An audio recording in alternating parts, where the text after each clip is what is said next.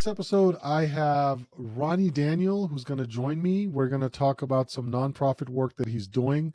I know that normally on this podcast we talk about business related topics and things like that, and that can, I personally feel, gives us a little bit of tunnel vision. I think we as business people in business need to be aware of what's happening around us. And I came across Ronnie and his organization a couple of months ago at a networking event, and I just really love the cause and the work that he's doing. So I invited him on the podcast to talk about the organization. So thanks for joining us today, Ronnie. You bet, Shanish. Thank you so much. And I love the way you talk about focusing on business, because even though we're a nonprofit and we do great charitable work, we'll talk about in this podcast some of the benefits to businesses from a tax saving perspective that you can do in helping focus on our organization at Children First.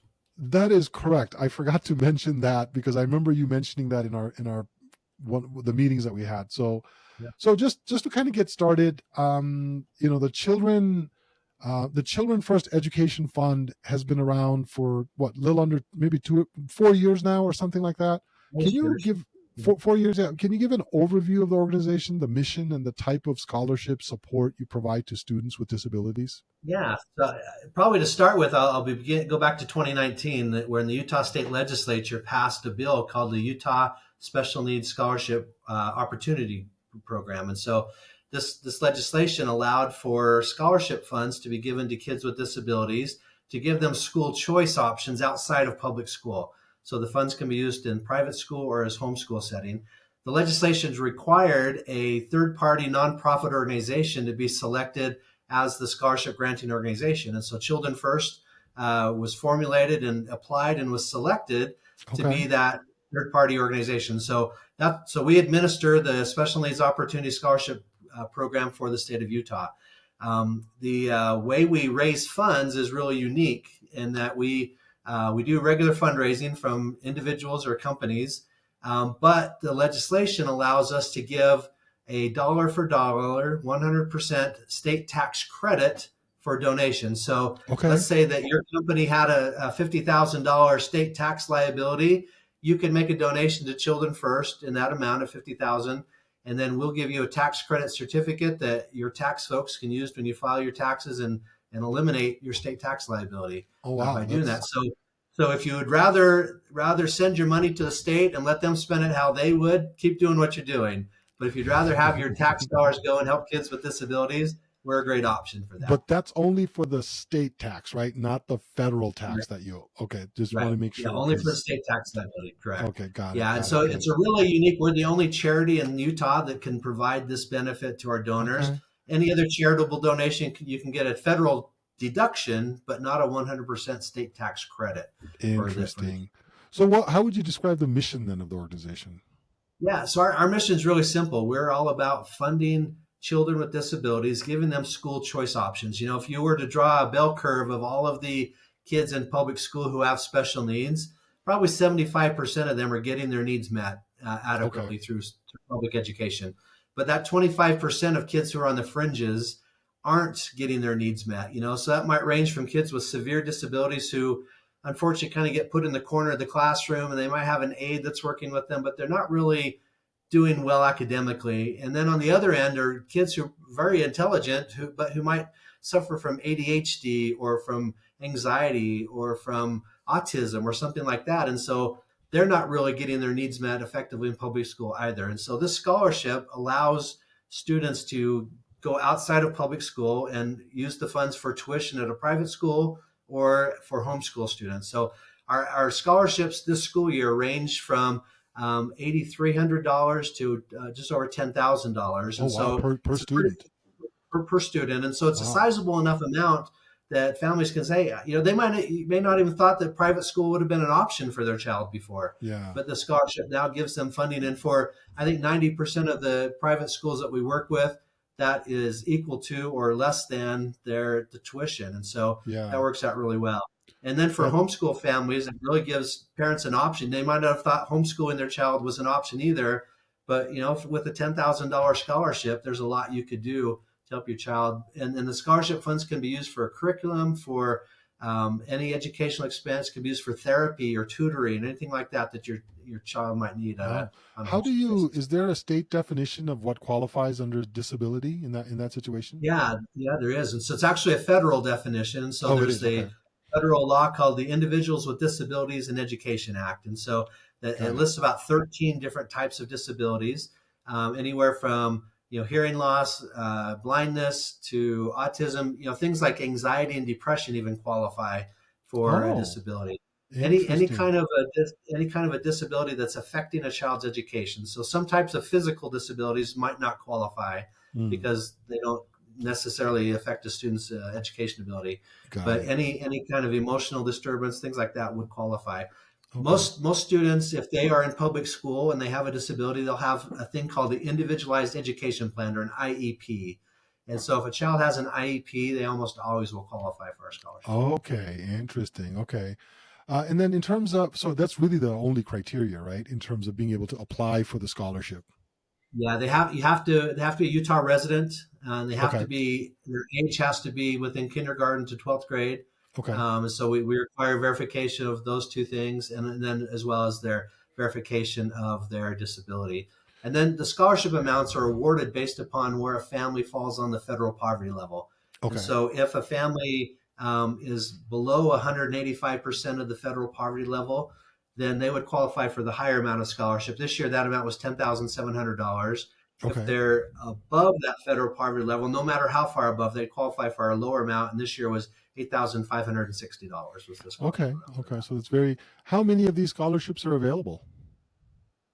So it's based upon the funds that we raise. Oh, okay. That for I mentioned this tax credit scholarship or tax credit donation that individuals and companies can make. There's no limit in the amount of donations that an individual or company can donate to us, but the state limits our organization and the number of tax credits we can give out. Oh, So right got it. now, Got that it. limit is $5,940,000 that we can give out in Wow. tax credits, and so that's our cap. Last year, we raised about $4.1 million, and we're able to award 357 students Okay. scholarships with that amount that we How raised. many applicants? We're required by law. Oh, sorry. Go ahead. How many applicants do you usually see? Yeah, so we actually had about 650 applicants. So we awarded 357 scholarships. We currently have about 340 kids on our waiting list that we would love Okay. to support. In fact, that's one of the reasons why I was excited that you gave me an opportunity to talk about, because we're trying to raise about $3 million between now and June 30th, so Okay. that we can award those other kids scholarships for next school year. We'd Wow. really love to be able to do that. Yeah. So what are some like do you have any I mean people always love to make this more tangible and make it more relatable. Who do you know any of the are there any stories you're able to share of kids that have benefited? I mean, what is the life what is the how does dramatically does a kid's life improve or change based on, the fact that they're now going to a private school with more attention, more care and things like that? Right.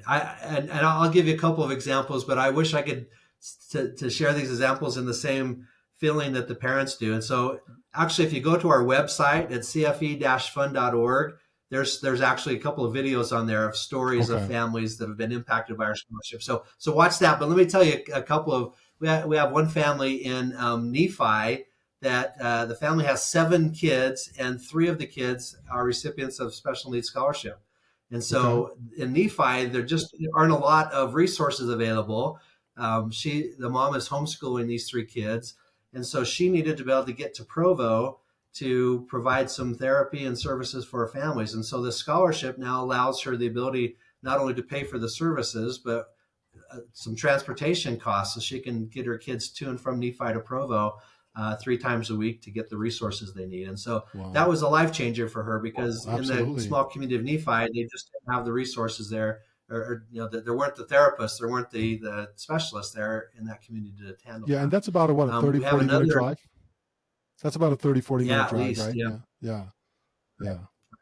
Yeah. We have another family that here in Salt Lake Valley that has 2 daughters that are now able to go to Juan Diego High School and take advantage of some of the great facilities and resources that they have at Juan Diego because of the scholarships that they've received.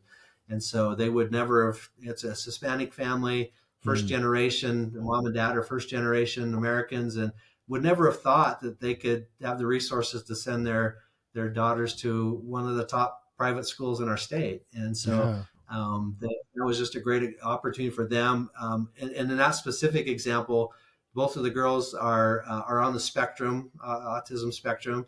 And the neat thing was that she saw her daughter's grades go from C's and D's to A's and B's, Yeah. and both of her That's awesome. daughters, and just because of the unique individual attention that they're getting there that they weren't getting at public Yeah, schools. it can be quite a daunting process. I know I'm looking at finding some, school choice options for my kids, and just the amount of information that you have to wade through to find the right information. And also when you do a Google search, sometimes you get these websites that they're like scammy, fishy websites, that may or may not be giving these scholarships. They say enter your name here. So I think you have to be very careful, and when you're doing those kind of searches too. So it can make a big Really. difference in a family like that. So, what are some of the fundraising? You mentioned a fundraising goal.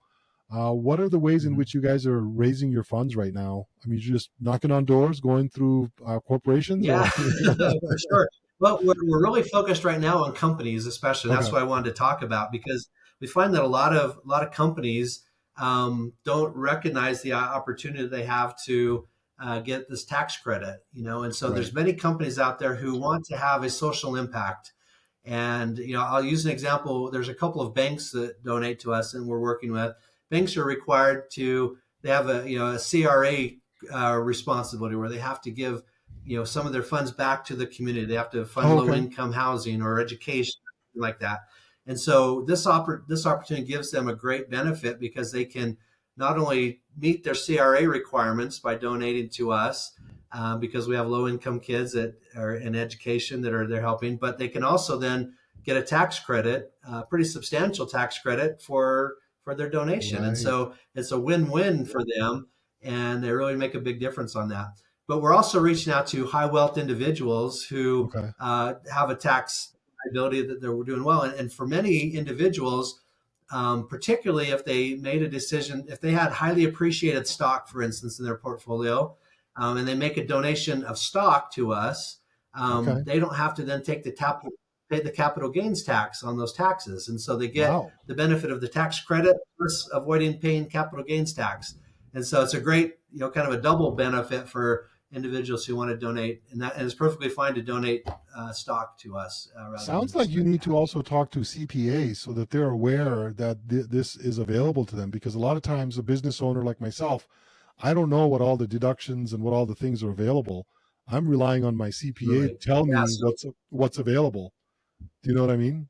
exactly. So if business leaders out there listening and in that Yeah, same circumstance, I would love for you to refer your CPA to me or your folks yeah, on your tax team and your business, yeah. because I've probably in the last 6 months talked to 2,000 CPAs, Oh connected with wow. them on LinkedIn and sent messages to them, and I'm surprised. I'm surprised on one hand, but not so much because this is a new program. It's only been around Yeah, since 2020, so. But I'm surprised at the number of people who aren't aware of this program I and believe and it. the tax credit benefit. I In mean, fact, until I one of met the you, I first had no questions I idea. always get asked is, yeah, I get always asked, is this legitimate? Right? Is Yeah, this legit? And so, the first thing I do is send people, here's the tax code, here's the information from the state tax commission legitimizing this program. That it's something that everybody can take advantage of.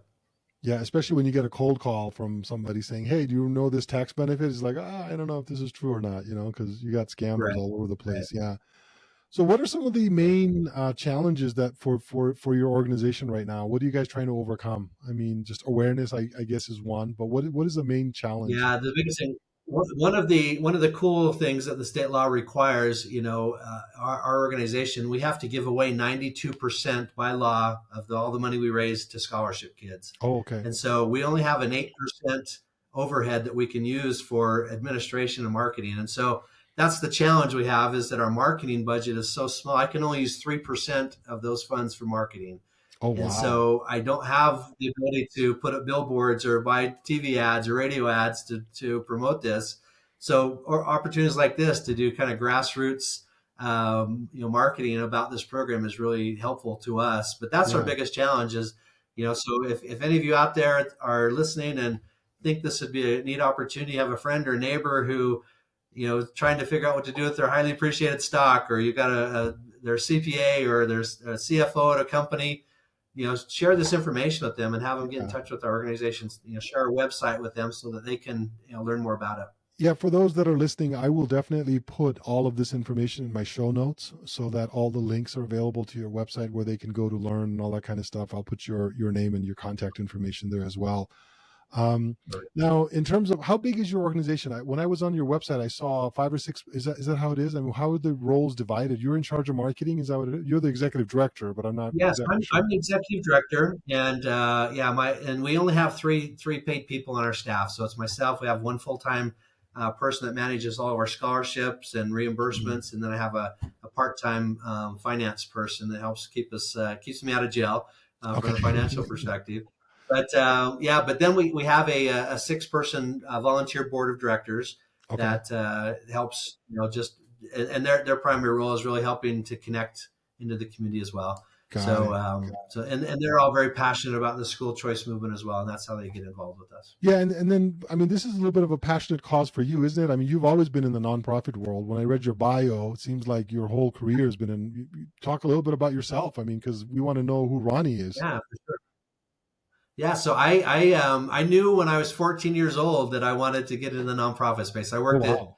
Boy Scout camp every summer and just loved doing that. Loved the service aspect of nonprofit work. And some of my heroes and mentors were professionals in the Boy Scout Okay. organization. And so when I graduated from college, I went to work for the Boy Scouts and did that for 16 years and worked Oh in wow. California and Colorado, Indiana. Moved back to California, and then after 16 years, I left scouting. I moved to Utah, and then I worked for the Museum of Natural History at the University of Utah for a couple of years, getting Okay. their new building campaign started.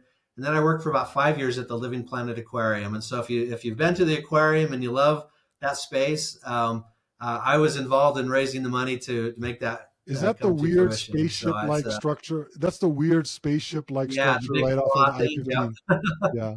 When I first Right. came to Yep. Salt Lake, I So that had no was idea what that was. It was very unique. right. No idea what So that that's a was. great venue, and hopefully many people have been there and seen that. And then after that, I worked for 8 years as the executive director for the Alzheimer's Association of Utah. So Okay. I've had a very broad perspective of different types of nonprofits I've worked for. I've been here with Children First for about 2 years now, and What just drew you to love what drew that you aspect. what drew you to Children's First? So really, the opportunity. My oldest son Ben is deaf, and Oh, so okay. I understand the battle that families with special needs kids are fighting, and Okay. especially in trying to get the education met through public school. There Yeah. wasn't an opportunity or program like this available for my son when he was going through. He's 32 now, so Okay. he's well past that, and but I understand. I have a real passion for helping families that have special needs kids because I Wow. understand what they go through each day to do that. Yeah. And so that's really what drove me to this. And the uniqueness about this organization and the unique fundraising opportunities that exist with the tax credit really caused me to think this would be a wonderful opportunity. And I Okay. just love the cause. I love focusing on education. I've other than my 8 years with the Alzheimer's Association, I've been primarily in organizations that were education related and children related, and so that's kind of been my Right. background and my Okay. mission Okay. entire Very career. cool. Very cool. Well, I mean, we're kind of at the towards the, we're almost at the mark there. So I just wanted to kind of make this actionable for people that have been listening. If they've been, listening and they're like, oh, I want to help or I want to be a part of it.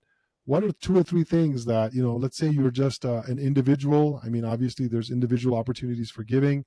Telling your Right. CPA is another way you could give and things like that. Can you just give us a little bit of a rundown of the way in which the listening audience could participate? Can they just call you? You want to just give them your phone number? I mean, Well, yeah, they can call us. Our they go to our website. It's probably the easiest thing to do, and that email or website address is just CFE Children First Education Fund.org, and you can get all that information on our website about our program and watch some of those cool videos about our students that we're helping. The phone number you can reach out to me directly and ask questions. That's 801 477-0484. Okay. And I'll answer that call directly and can give you any information. But certainly, as you said, Silas, to connect us to people that that might be in that role of helping to advise people on their taxes and show this is a great opportunity as a way to give. I often tell people when I talk to them about donations is I'd say I don't want your charitable dollars. If you have a favorite charity you're already supporting, keep giving your charitable dollars there. I want your tax dollars. I want you to use those money rather than sending them to the state capitol and saying to them, you spend it how you want. Send it to us and let us help kids with special needs. Is there a minimum when you're talking about state dollars? Is there a minimum at all, or even if you have even if you owe the government $142? Yeah, send us $142 and we can give you that tax credit for that. We actually had gifts last year that ranged from $50 to $1.7 million. So any level, the only cap is we can only give out $5.9 million in tax credits, and so. Got it. And so you probably have so to do far this year. Go ahead. So far this year, I was going to say, so far this year, we've only raised about $100,000 towards that $5.9 million. Okay. So we're trying to get to $3 million by June 30th, if possible, so we can help those kids for next year. But there's really no limit. So in terms of the timeline, then you definitely need to. It's too late for 2023 taxes, right? So you'd have to do it for 2024 taxes before the school year. Correct. The state law requires you to make by the end of the year. So and honestly, we have probably 95% of our donors that contribute in the last 3 weeks of December. For that reason, they just do it right at the end of the year. But and that we would can be based accept on gifts anytime throughout the year. That would be based on estimated taxes, right? Because you haven't done your 2024 taxes yet, so it'd be estimated. Okay, if you're gonna owe. Yeah, but one interesting aspect is that the state law allows donors to, if you say you owed $5,000 this year and you actually made a donation of $10,000 this year, the law allows you to roll that excess back 1 year or forward up to 3 years. So that's an option as well. You mentioned the estimated taxes. If you overpaid by a little bit, you could take that money and roll it back to the year prior, or you roll it forward if you need it. Oh, okay, interesting. So we'll let the CPAs work through that. But the key is they need to basically be in touch and give your donations in by the end of the year so that they can take advantage of it by then. So maybe we need to do something in early December as well, just to kind of get people excited. I would love to do that. Because right now it's April and we're thinking about paying 2023 taxes right now. So well, Ronnie, I really want to thank you for taking the time to be on the show. I appreciate your energy and your enthusiasm in helping these kids and these families. I think that's really what it's all about. I know that there's all these different programs and all that kind of stuff, but helping people and making a difference in their lives and making the burden a little bit easier for folks that are already faced with a challenge. I think that's the big picture here. So thank you very, very much for your work, and anything we can do to support you, it'd be great. So we'll appreciate you having me on. Thank you. Thank you, Ronnie.